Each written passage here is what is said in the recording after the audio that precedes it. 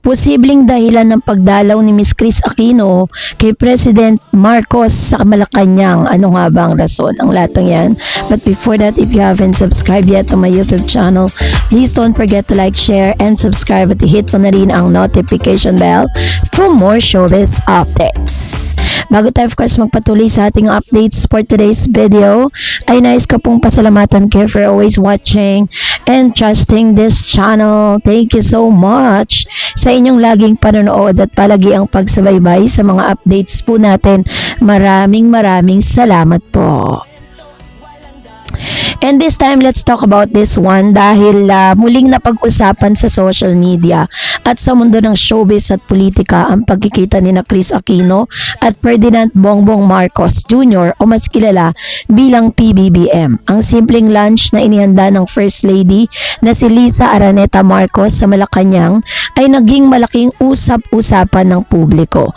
Para sa iba, isa lamang itong friendly na reunion, para naman sa iba, may malalim itong kahulugan dahil sa kasaysayan ng dalawang pamilya sa politika ng Pilipinas.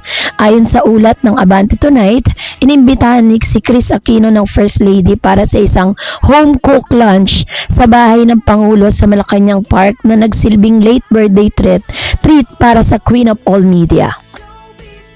Hindi sinadya ngunit nagkataong naroon din ang Pangulo kaya nagkaroon ng pagkakataon na muling magkita sina Chris at Pangulong Bongbong Marcos. Ayon pa sa ulat, binati pa umano ni Pangulo si Chris at sinabing looking well ito sa araw na yon.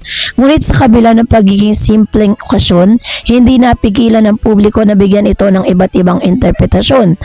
Ang pagpunta ni Chris sa Malacanang ay may kasamang simbolismo. Huling beses siyang tumapak doon noong 2016 noong panahon ng kanyang kapatid na si Benigno Aquino III bilang Pangulo. Kaya naman para sa maraming Pilipino, ang pagbabalik niya roon ay parang pagbabalik sa isang lugar na matagal ding naging bahagi ng kasaysayan ng kanilang pamilya. Hindi rin maikakaila na ang pangalan ni Chris Aquino ay malapit sa politika dahil anak siya ng dating Pangulo na si Corazon Aquino at kapatid ng dating Pangulo na si Benigno Aquino III. Samantalang ang pamilyang Marcos naman ay matagal ding nakaugnay sa kasaysayan ng bansa mula sa panahon ni Ferdinand Marcos. So dahil dito, simpleng lunch meeting ay nagkaroon ng mas malalim na simbolismo para sa ilan. Ayon sa ulat, ang kilalang fashion designer na si Michael Leyva ang nag-organisa ng kanilang pagkikita. Si Michael ay matagal ng kaibigan ng parehong kampo ng First Lady at ni Chris, kaya hindi nakapagtataka na siyang naging tulay para mangyari ang naturang lunch. Sa larawan at ulat, makikiting simple lamang kanilang pagkikita. Walang engranding programa o opisyal na agenda, isa lamang itong personal na imbitasyon para sa isang kaibigan. Gayunpaman, dahil sa bigat ng mga pangalang sangkot, hindi maiiwasan na maging sentro ito ng discussion sa social media. Hindi nagtagal nagsimulang kumalat sa internet ang iba't ibang reaksyon ng netizen. May ilang natuwa na nagsabing magandang makita ang dalawang kampo na tila nagkakaroon ng maayos na relasyon. May mga nagkomento pa na tila magkakamag-anak din ng dalawang pamilya dahil may koneksyon ng pamilya ni Liza sa pamilya Cuangco. Ang ilan pang netizen ay nagsabing normal lang ang pagkikita dahil may personal din na dalawang pamilya. Ngunit hindi rin nawala ang mga kritiko. May mga nagsasabing tila kakaiba ang tagpong ito dahil matagal nang kilala ang political rivalry sa pagitan ng mga Marcos at Aquino. Para sa kanila, parang mahirap isipin ang dalawang pamilyang minsan naging simbolo na magkaibang panig sa politika ay magkasamang kumakain sa iisang mesa. Sa totoo lang, kung ordinaryong tao lamang ang naglo-lunch kasama ng Pangulo, malamang ay hindi ito magiging malaking balita. Ngunit sa kaso ni Chris, iba ang kanilang naging sitwasyon. May tatlong dahilan kasing tinuturo kung bakit naging malaking usapin ang pangyayaring ito. Number 1, of course, ang kasaysayan ng Marcos at ng Aquino. Number 2, the celebrity power ni Chris Aquino at ang social media speculation. Sa pangdahilan kung bakit naging usap-usapan ang kanyang paglabas, ang kanyang kalusugan. Matagal ding naging balita ang pakikipaglaban ni Chris Aquino sa kanyang autoimmune disease. Kaya nang makita ng publiko na mas maayos ang kanyang kalagayan, ay nakakapunta na siya sa mga social gatherings. Natuwa rin ang maraming tagahanga. Sa mga nakaraang linggo, lumabas din sa social media ang larawan niya kasama ang mga kaibigan at napansin na ilan na tila bumalik ang lakas at gana sa pagkain.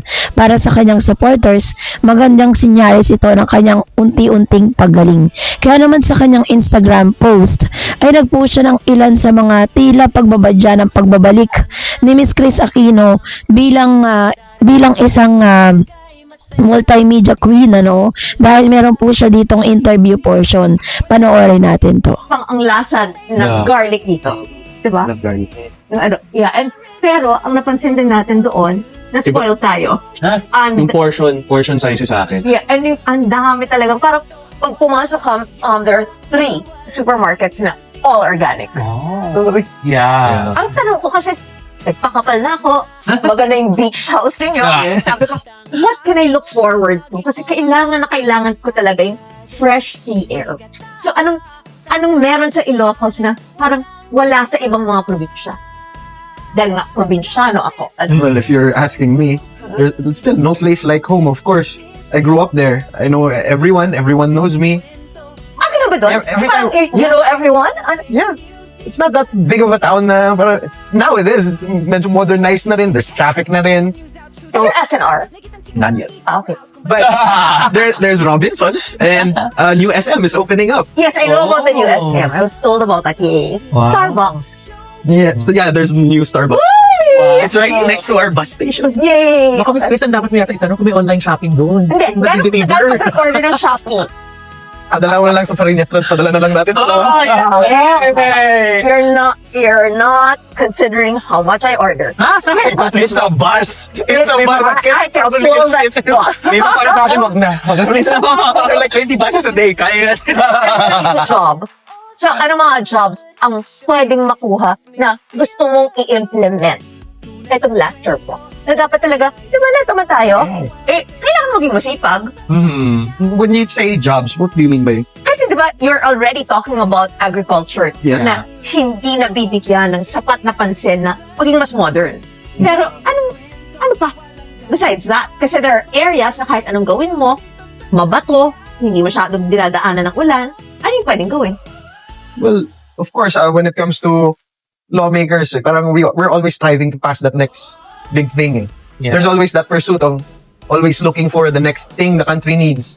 But Ako isang request. yes, Pwede? yes, of Oo, course, pwede. I'm open to Kasi suggestions. for me kasi, ang hirap pumunta sa isang tourist destination na walang hospital na, a tertiary hospital. What that means yes. is full service talaga, lalo na kung may karamdaman ka. Lalo na pag emergency, no, Miss Yes, Chris? hinahanap yan ng mga turista. Yes. Kasi mahal magpa-airlift. Meron actually, it's a bill pending right now. It's a bill that is parang promoting na magkaroon or mabibigyan ng funding ng lahat ng region may Apex Hospital. Oh, wow. Oh. Okay, yes. And It's still pending right now. sana naman mabigyan. Well, like I was about to say, lahat naman ng presidente na dumaan para may talagang focus sila, di ba? As much as possible, they like to focus on everything. Yeah. But mostly what they focus on is build. Minsan na, di mo na iiwasan na iiwan yung like health and agriculture minsan. Yeah. Because the current course is build more or build, mga ganon. So Okay. sometimes, Past admin yun. Yung current admin, parang tinuloy. yeah. Okay, so, kasi Kinoy, pwede ako maging proud. All those roads na sinasabi mong mas mabilis ngayon, Yes. pondo niya yan. Yes. Dahil kung walang corrupt, walang mahirap. Yes. Oh, ito ba yun? Yes. Maraming salamat. Thank you. Mama Lo, it's so much fun to be with you. love you. Oh, I love you more. At yung pabaan ka galing sa akin. Wow. Okay. Thank you so much. Huwag mo muna kunin pala, binabalik ko na yung sasakyan sa'yo. Nakalimutan ko, hirap na hirap ako umakyat. Yeah, I don't mind. Oh, thank you so much. Okay. Yay! Ako magna-thank you talaga. What? This means a lot to. Oh, it should. You're the first. And like, why? Only you. Yeah. They missed that. Yes, definitely. And definitely, I have missed all of you. Yes. Okay, so maraming salamat po sa darating. Ito, It's May 12, right? Yes, Yes. Monday. Yep. Yes. It's Monday.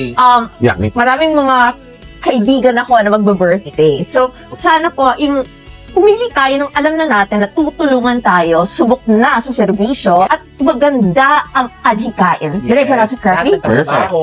Okay. Hindi, yun. At nakita na walang ginagawang hindi maganda. Yung pera ng gobyerno talagang hindi tinatouch. Oh, yeah. At all. Yeah. So, at dapat, yung kita na natin na, ay, wow, okay to, di ba? At may mga na-accomplish talaga, doon dapat ang boto. Hindi lang, of course, maganda yung mga sikat. Meron ako mga friends na sikat.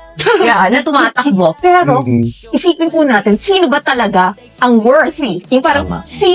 kanino natin ibibigay ang ating mga boto? Dapat,